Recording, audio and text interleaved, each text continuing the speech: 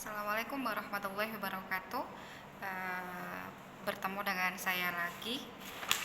Saya akan memberikan tutorial praktikum, yaitu tentang praktikum farmasetika dengan resep Gargarisma zinci klorida.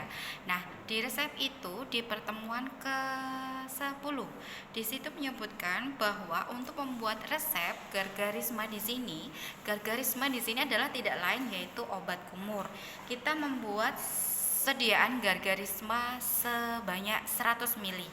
Nah, dari resep di situ kita analisis bahwa di dalam resep yang diberikan tadi kita ketahui bahwa di situ tidak tertera dari kelengkapan resepnya, tidak tertera tanggal penulisan resep, kemudian lokasinya di mana, kemudian paraf dari dokternya tidak ada, kemudian alamat pasien tidak ada, umur pasien tidak ada, dan jikalau ada sediaan Gargarisma, berarti kita harus menanyakan tentang signanya obat Gargarisma itu adalah bagaimana.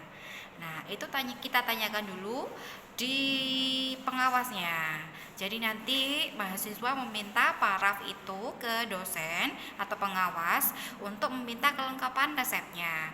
Nah, setelah mendapatkan kelengkapan resep itu, maka misalnya seperti umurnya kita berikan usia Gargarisma ini misalnya diberikan kepada pasien umur 20. Nah, nantinya paraf dokter juga nanti akan diberikan oleh pengawas sekaligus juga dengan alamat pasien dan signya. Signya ini biasanya adalah tandai bahwa obat itu adalah obat kumur.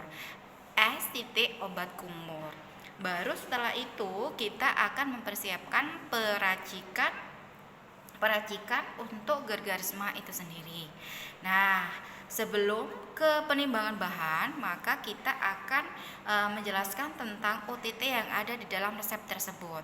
Nah, OTT-nya di situ diantaranya adalah bahannya ada zinc klorida, kemudian ada alumunis atau tawas, kemudian ada asam salisilat, ada oleomentapib, dan ada aquades. Nah, dari situ kita lihat apakah ada permasalahan di situ, apakah ada OTT, obat yang tidak tercampurkan di situ. Nah, dari situ kita telaah, oh ternyata bagaimana dengan sifat asam salisilat. Asam salisil itu kan bentuknya seperti jarum kristal.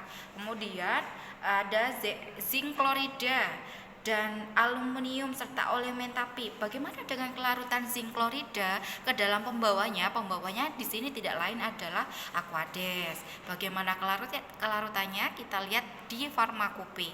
Kemudian untuk selanjutnya bagaimana dengan kelarutan dari oleomentapib? Nah, oleomentapib ini diketahui bahwa di farmakope di situ dijelaskan bahwa larut dalam 4 bagian etanol. Etanolnya berapa persen? Etanol dari 95%. Nah, untuk penimbangan bahan. Nah, jadi dari bahan-bahan yang